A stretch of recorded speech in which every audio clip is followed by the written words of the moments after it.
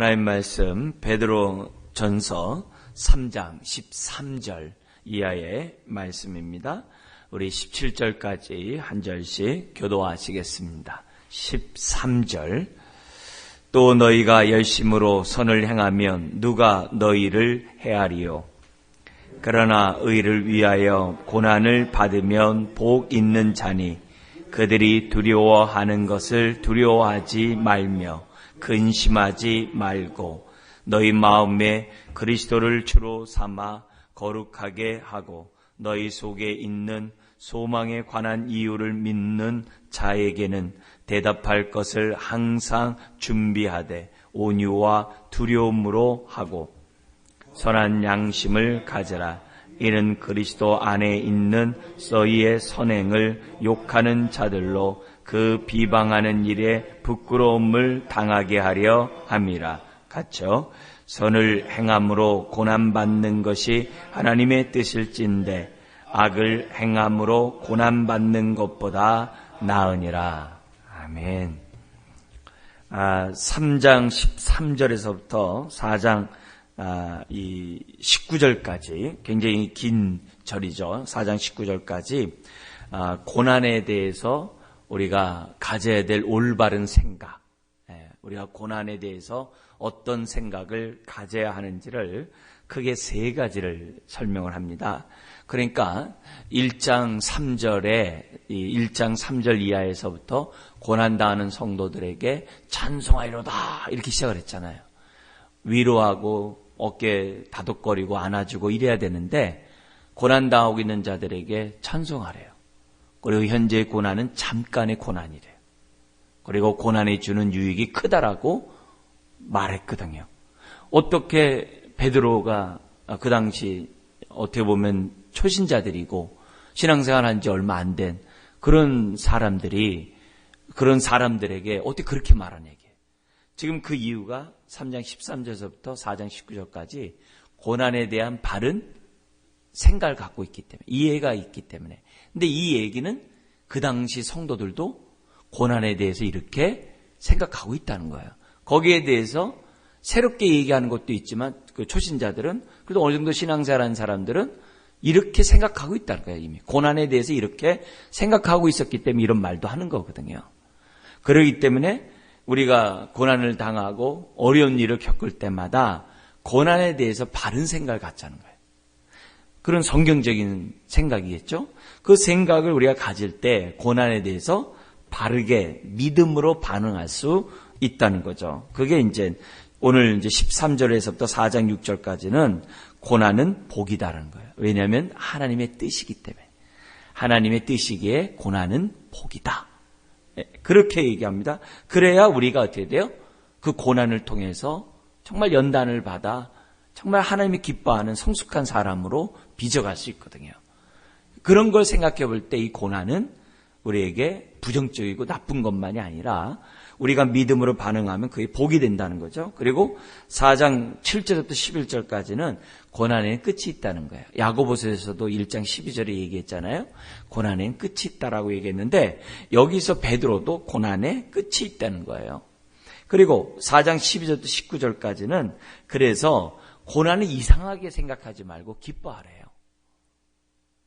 이게 굉장한 거죠. 고난 앞에서 우리가 기뻐한다는 게 세상 사람들을 보면 저 사람들 참 이상한 사람들이네 할 수 있죠. 근데 우리가 이 고난이 주는 유익이 있기 때문에 고난을 이상하게 생각하지 말고 오히려 기뻐해야 할 것을 가르쳐 줌으로써 정말 그 당시 이게 60년대 중반에 쓰였다 그랬어요. 64년도에는 네로 황제가 이 불을 질러놓고 다 그리스도인들에게 다 뒤집어 썼던 해 아닙니까? 굉장히. 그리고 65년도에는 뭐냐면 유다 안에서 반란이 일어나요. 로마를 향해서 무장, 투쟁이 일어나가지고서 얼마나 많은 사람들이 이 죽음을 당하는지 몰라요. 그리고 나서 이제 너무나도 크니까는 로마의 티토 장군이 와가지고서 이 유다 전체를 갖다가 완전히 쑥대밭을 만들죠. 그게 AD 70년이에요. 그때 얼마나 많은 사람들이 포로를 끌려갔는지 몰라요. 그래서 그들이 로마의 길을 다 닦아내고 그들이 콜로세움 이런 것들을 막 세우고 막 그러거든요. 그러니까 역사에 따라서 숫자가 다릅니다만 그때 10만 명이 끌려갔다는 거 아닙니까? 그러니까 이런 걸 생각해 볼 때 굉장히 어지러운 이런 때거든요. 그리고 로마에서는 막 원형 경기장에서 막 사람들이 사자밥이 되는 막 이런 상황이 눈앞에 지금 막 펼쳐지고 있는 앞으로 곧 다가올 이런 모습들이거든요. 이제 그런 자들에게 지금 뭐냐면 고난은 정말 하나님의 뜻 가운데 우리들이 깨달으면 그것이 복이고 정말 그 고난에도 끝이 있다. 잠깐이다. 영광스러운 주님을 뵐 것이다. 그리고 정말 그러기 때문에 오히려 기뻐하라고 하는 이런 모습을 이제 보여주는데요. 그래서 굉장히 중요한 아주 어떻게 보면 베드로전서에서 굉장히 중요한 본문이 될 수도 있는 거죠. 자, 이런 생각을 가지고 우리가 어떻게 해야 되는 거예요? 순종하라는 거예요. 앞에 우리 2장 11절서부터 3장 12절까지 우리가 사회생활이나 직장이나 가정에서나 하나님의 뜻에 따라 순종하라고 그랬잖아요. 순종하는 자답게 우리가 하나님 앞에 거룩하라. 1장 13절 이하에도 얘기했던 그 모습이 지금 고난 중에서도 순종을 잃어버리지 않게 하게 하는 것이 바른 생각이거든요. 고난에 대한. 그런 연관 속에서 오늘 이제 본문을 이제 봐야만 한다는 거죠. 그래서 이걸 알면 고난을 수동적으로 대하지 않고 적극적으로 피하지 아니하고 오히려 순종하면서 하나님의 뜻을 이뤄나갈 수 있는 사람이 될 수 있다는 거죠. 그러니까 이런 베드로를 보면서 뭐 어부기 때문에 무식하다 그렇게 얘기하면 안 돼요. 다 이스라엘 사람들은 태어날 때부터 율법에 다 교육을 받거든요. 전문 교육을 받는 사람이 랍비 교육으로 들어가는 거고 그들은 안식일 날 뿐만 아니라 절기 가정에서도 하나님의 말씀을 대하는 것이 이건 아주 기본이에요. 그래서 우리들이 그렇게 얘기하지 말고 그리고 그 당시 배를 갖고 있다는 얘기는 어느 정도 뭐냐면은 삶이 이렇게 수준이 있는 겁니다. 어업권을 아무나 못 가져요. 그 로마가 세금을 뜯어내기 위해서 굉장히 이렇게 특별한 사람들에게 할당을 해요. 그리고 그런 자들은 뭐냐면 또 납품을 합니다. 그래서 대지상 이런 데다가 납품을 하는 거죠. 그러니까 우리 베드로가 대지상 뜰에서 그렇게 했던 그런 내용들을 이 기록했던 그 말씀을 보면은 어떻게 베드로가 대지상 뜰까지 들어갈 수 있겠어요? 못 들어가거든요. 못 들어갑니다. 거기 들어갈 정도가 되면은 안면이 있다는 거예요. 이게 그 당시 그렇게 쉽게 대지상 뜰에 가고 막 이런 시절이 아니라는 거예요. 납품하는데 거기 있는 지키는 사람들에게 굉장히 익숙한 낯선 아주 낯익은 그런 사람이 있었다는 거예요. 누구냐 했을 때 야고보 요한이거든요. 같은 어업했던 야고보 요한 같은 경우에 그들이 뭐냐면 대제사장과 이런 사람들에게 어업권에서 그 납품하는 이런 역할을 했었기 때문에 그 요한복음에 그런 장면들이 막 세세하게 나오거든요. 그러니까 그런 것들이 한 게 아니라는 거죠. 베드로도 역시 우리가 어부 이렇게 얘기했다 가지고 일자 무식 이렇게 하는 게 아니라 베드로전서를 보면 그 문장이 그냥 나온 이런 문장들이 아니라는 것을 우리들은 이제 알 수가 있습니다. 자, 그래서 베드로는 이런 고난을 통해서도 어떻게 하든지 간에 정말 복인 줄 알고 하나님 앞에 나아가자. 이런 얘기. 계속 우리가 고난 가운데서도 정말 순종함으로 정말 하나님 앞에 나아가자. 그게 이제 3장 18절에도 나오는 거예요. 예수님이 우리를 위해 죽어서 우리를 아버지께로 인도했는데 왜 고난 때문에 우리가 하나님 앞에 나아가는데 우리가 최선을 다하지 않냐? 아니다. 나가자. 나가자. 하나님 앞에 그런 모습이 우리가 신앙생활을 해야 한다라는 게 이제 오늘 우리가 봐야 될 내용들입니다. 자, 그런 가운데 우리 전체 이 첫 번째 주제이긴 고난은 하나님의 뜻이기에 복이다라는 그 말씀 속에서 우리가 한 부분을 보도록 하겠습니다.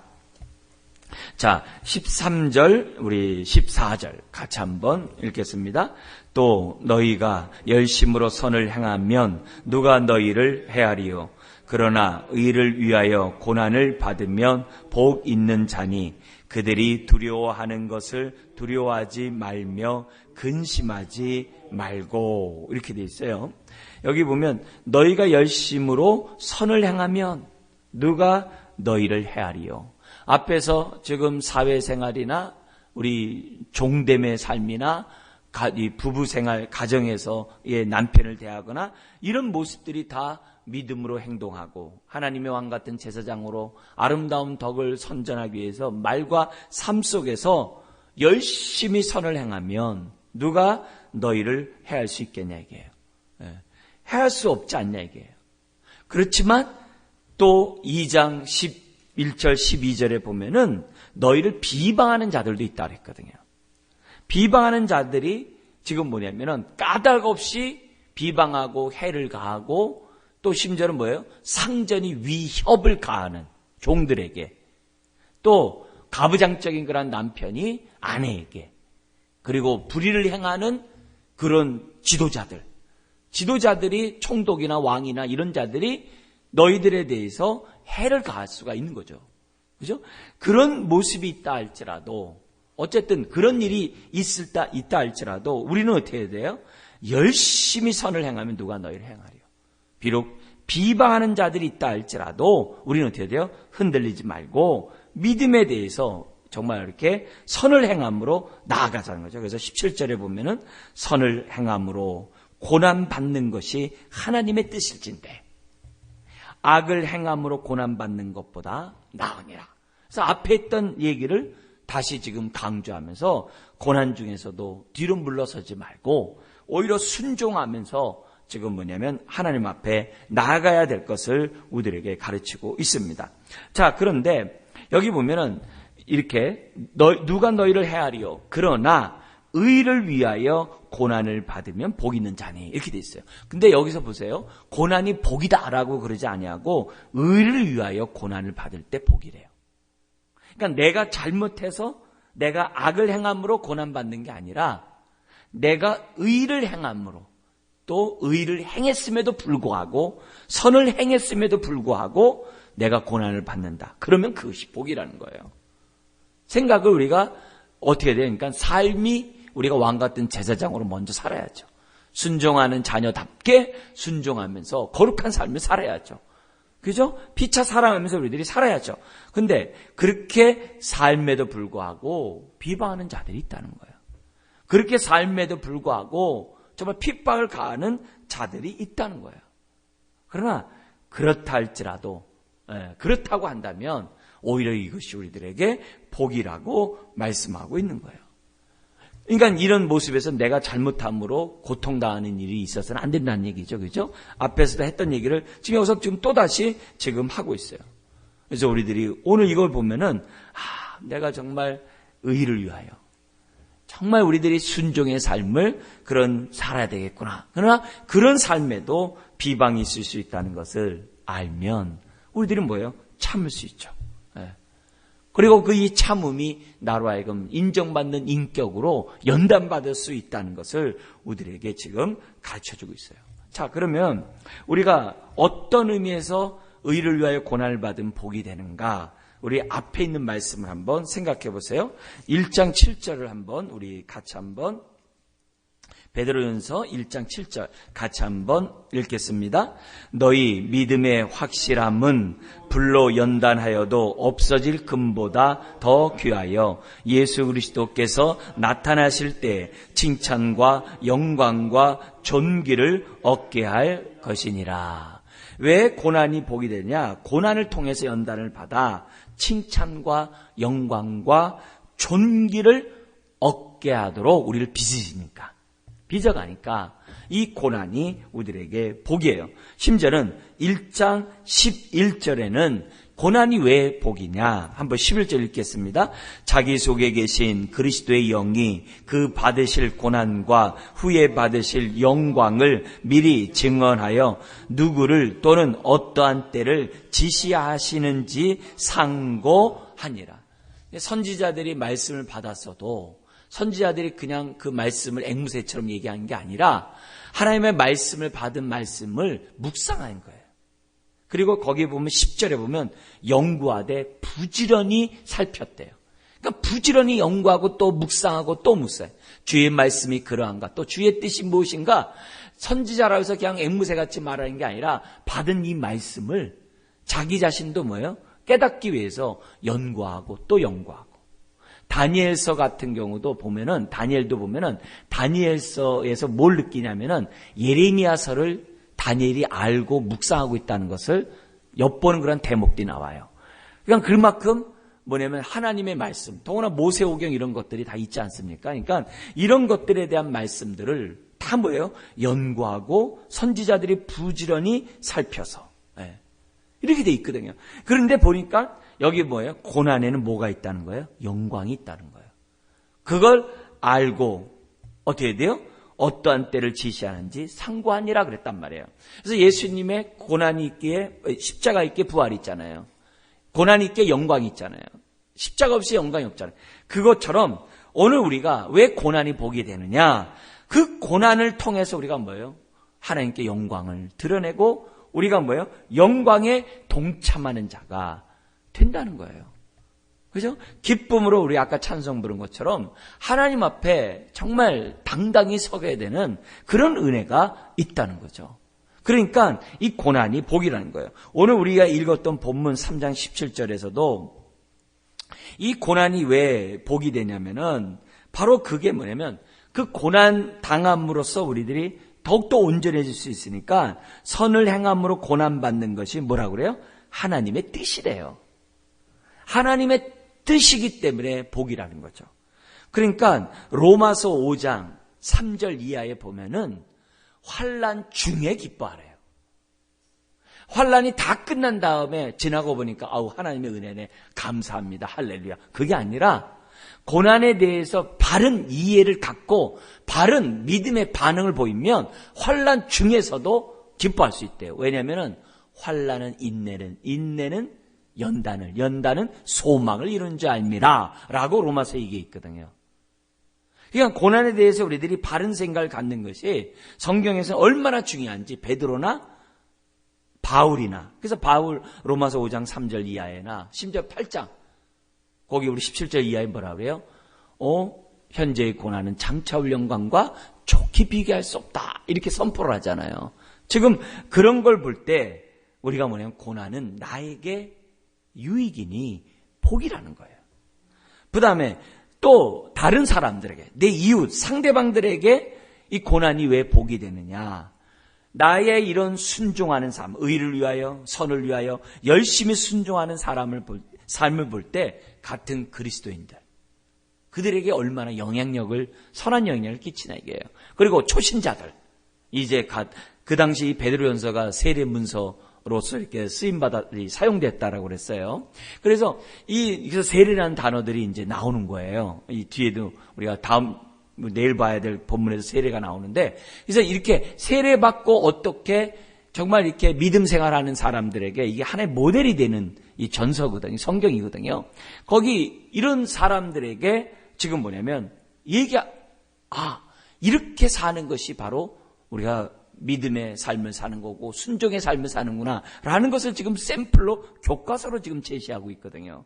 그러니까 그런 초신자들이 우리도 이렇게 의의 삶을 살아감으로 하나님께 영광 돌려야지 이런 생각을 갖게 하죠. 반면에 비방하는 자들이 있을 거 아니에요. 그럼 비방하는 자들 또한 뭐예요? 하나님의 때에 하나님께 영광을 돌리게 함이라고 지금 2장 12절에 얘기했잖아요. 그런 역사가 나타나기 때문에 고난이 뭐라는 거예요? 복이라는 거예요. 그런 것이 복이라는 거예요. 내가 얻는 유익뿐만이 아니라 우리 공동체가 얻는 유익, 심지어는 비방하는 자들이 신자가 될 수 있고 또 초신자가 제자가 될 수 있는 이런 유익이 있는데 어떻게 이것이 복이 아닐 수 있겠냐 이게. 그러니까 우리가 이 복이라 했을 때 막 물질의 복 막 이런 얘기 그런 어떻게 보면 그런 따라오는 복을 얘기하는 게 아니에요. 본질적인 그런 복에 대해서 지금 뭐냐면 성경은 우리들에게 말씀하고 있어요. 그래서 이 베드로는 의를 위하여 고난을 받는 그것이 복이라는 이 생각을 갖고 있을 뿐만 아니라 확신해서 지금 편지를 쓰고 있는 거죠. 그래서 고난을 무조건 부정적으로 고난은 피해야 되는 거 그렇게만 생각하지 말고 왜 하나님이 나에게 이런 고난을 허락하셨을까? 이걸 생각하고 내가 이것을 통해서 내가 하나님의 칭찬과 영광과 존귀를 받도록 나를 빚으시기 위해서 이 고난을 주셨구나. 이렇게 생각하면 고난을 더욱더 적극적으로 맞이하게 되고 나에게 주는 이 고난을 통해서 내가 더 빚어질 수 있는 우리가 되는 거죠. 그래서 똑같은 탄소인데 압력에 따라 어떤 건 다이아몬드가 되고 어떤 거는 석탄이 된다고 그랬어요. 그러니까 우리 인생이 다이아몬드 같이 빚어질 수 있도록 우리가 바른 생각을 갖는 것을 우리가 가져야 됩니다. 자, 그러면 고난이 복이라고 한다면 어떻게 행동해야 되는가? 적극적으로 여기 오늘 본문에 이제 여러 가지를 설명합니다. 첫 번째는 14절 하반절에 있어요. 뭐라고 되냐면 그들이 두려워하는 것을 두려워하지 말며 근심하지 말고 이렇게 돼 있어요. 근데 여기 두려워한다는 이 단어는 이렇게 이해를 하면 돼요. 이 다른 이제 공동 번역이나 표준 새 번역이나 그런 데서는 어떻게 번역했냐면 그들이 두려워하는 것을 두려워하지 말며 이거 갖다가 그들이 위협하는 것. 예. 왜냐면 왕이나 총독이 막 위협할 거 아니에요. 주인이 종을 막 위협할 거 아니에요. 그죠? 부당하게. 그래서 위협하는 것을 이게 두려움을 주는 것을 두려워하지 말고 위협하는 것을 두려워하지 말고 그리고 근심하지 말고 그래서 두려워하지 말며 근심하지 말라. 여기 이 근심하다는 단어는 뭐냐면 이 소동하다는 단어예요. 이 단어 자체가 우리가 흔히 말하는 이런 근심 이런 개념보다도 소동한다. 왜냐하면 고난이 이 핍박이 있으면 마음이 흔들리게 돼 있잖아요. 그래서 이 성경에 따라 흔들리다, 소동하다 이렇게 번역을 한단 말이에요. 우리 성경에. 그러니까 두려움이 있으면 막 소동하게 되잖아요. 두려움이 있으면 나도 모르게 흔들리게 되잖아요. 위협하는데 무섭잖아요. 근데 그렇게 하지 말며 상사가 그 주인이 너를 갖다가 두려움을 줘도 위협해도 두려워하지 말라 이거예요. 그것 때문에 마음이 흔들리지 말라 이거예요. 우리 예수님도 그랬잖아요. 육신을 죽이는 자를 두려워하지 말고 너의 영혼을 지옥불에 던지는 자를 두려워하라 그랬잖아요. 그러니까 우리가 육이 날아간 이런 죽는 이것에 대해서 그러지 말고 영이 정말 살 길을 선택하라고 우리 예수님이 말씀하셨던 것처럼 여기 오늘 본문에서 그 첫 번째가 나오는 거예요. 왜 복으로 생각하냐? 이게 우리가 이 생각하면은 우리가 행동이 바르게 돼요. 그래서 두려워하는 것을 두려워하지 않게 되고 우리가 뭐냐면 소동하지 않는 행동을 첫 번째로 우리들이 한다는 거죠. 그래서 우리가 두려움이 있을 때 과거에서는 막 피하고 막 여러 가지 하잖아요. 더구나 코로나19 때문에 얼마나 이렇게 불안하고 두려운 것들이 많이 있습니까? 근데 그렇게 하지 말라는 거예요. 그런 일들이 나에게 미치면 어떡할까? 그렇게 생각하지 말라는 거예요. 내가 예기치 못한 그런 어려운 일들이 막 이렇게 바이러스를 전파를 통해서 오듯이 예기치 못한 눈에 보이지 않는 적이 무섭다고 그러잖아요. 근데 그런 것들 때문에 하지 말고 두려워하지 말고 오히려 고난에 대해서 바른 생각을 가지면서 하라는 거죠. 야고보 사도는 어떻게 했어요? 너 고난 당하냐? 여러 가지 시험을 당하느냐? 그러면 모두 뭐라 그래요? 기뻐하라 그랬잖아요. 온전히 기뻐하다가 모두 기뻐하라 그랬어요. 근데 기뻐하게 여기라 이렇게 돼 있는데 그 여긴다는 단어가 이끌어간다는 뜻이라 그랬어요. 그러니까 뭐냐면 고난을 갖다 기쁨으로 이끌어가라는 거예요. 그게 고난에 대한 바른 생각이 있어야 그렇게 이끌어가죠. 그래서 고난은 너로 하여금 오래 참게 하고 이 오히려 오래 참음을 갖다 어떻게 돼요? 온전히 이루라 그러잖아요. 왜요? 구비하여 부족함이 없는 자로 주 앞에 정금같이 나올 수 있으니까. 야고보 사도가 했던 이 모습이 베드로나 바울이나 다 똑같이. 그러니까 결국 믿음 앞에서 우리들이 올바른 반응을 해야 한다는 것을 우리들에게 보여줍니다. 그래서 올바른 생각을 가지면 올바른 행동. 그 다음에 두 번째는 뭐냐면 15절에 있어요. 같이 읽겠습니다. 너희 마음에 그리스도를 주로 삼아 거룩하게 하고 너희 속에 있는 소망에 관한 이유를 묻는 자에게는 대답할 것을 항상 준비하되 온유와 두려움으로 하고. 야, 너 왜 이렇게 행동해? 하면 거기에 대해서 나 하늘에 산 소망이 있기 때문이에요. 이렇게 말을 하는데 거기 보면 두 번째가 뭐냐면은 내가 이거 고난에 대해 바른 생각이 되면 바른 행동을 하는데 뭐냐면 너희 마음에 그리스도를 주로 삼아 거룩하게 하고, 이 말은 어려울 때마다 더 주님을 의지하게 되고 주님이 나의 인생의 주님이라는 것을 고백하게 되고, 그렇게 하면 그렇게 할수록 우리가 어떻게 돼요? 더욱더 거룩한 삶을, 구별된 삶을 살아가게 된다는 거예요. 내 안에 계시는 주님을 더욱더 의지하게 되고 하나님 보좌 옆에 계신 그 주님을 더욱더 의지하는 가운데 우리가 어떻게 돼요? 거룩한 삶을 살아갈 수가 있다는 거예요. 그래서 고난에 대한 바른 생각을 가지면 오히려 더욱더 주님을 더욱더 인정하고 더욱더 우리들이 구별된 주님 뜻대로 모든 영역에서, 앞에서 얘기했던 모든 영역 속에서 우리들이 살아갈 수 있다는 거예요. 그러니까 모든 게 다 영적인 거라는 거예요. 그런 모습, 우리가 그 다음에 이제 세 번째는 우리 내일 또 우리가 보도록 하도록 하겠습니다. 오늘 우리들이 고난에 대한 바른 생각을 가지면 바른 믿음의 행동을 한다. 우리가 두려워하거나 흔들리지 않을 뿐만이 아니라 우리가 더욱더 예수를 주로 삼아 거룩한 구별된 삶을 살아갈 수 있는, 철저히 순종의 삶을 살아갈 수 있는 그런 사람이 될 수 있다는 것, 이것을 오늘 우리들에게 가르쳐줍니다. 이 말씀이 응하시기를 주의 이름 축원합니다. 기도하겠습니다. 하나님 아버지, 우리가 고난에 대한 바른 생각을 우리가 확실히 베드로처럼 깨달아 믿음으로 반응하는 우리가 되게 하여 주옵소서. 불안하게 하고 두렵게 하고 여러 가지 근심하게 하는 그러한 것들이 우리들에게 있겠습니다만, 주여 그때마다 고난에 대한 바른 생각을 성경대로 우리가 정말 복이라는 생각을 가지며 믿음으로 나아가는 자녀들 되게 하여 주옵소서. 오늘도 기도 제목 갖고 나온 그 기도 제목 때문에 흔들리지 않도록 은혜를 더하여 주옵소서. 또한 이 새벽에 또한 감사헌금을 주 앞에 올려드린 손길이 있습니다.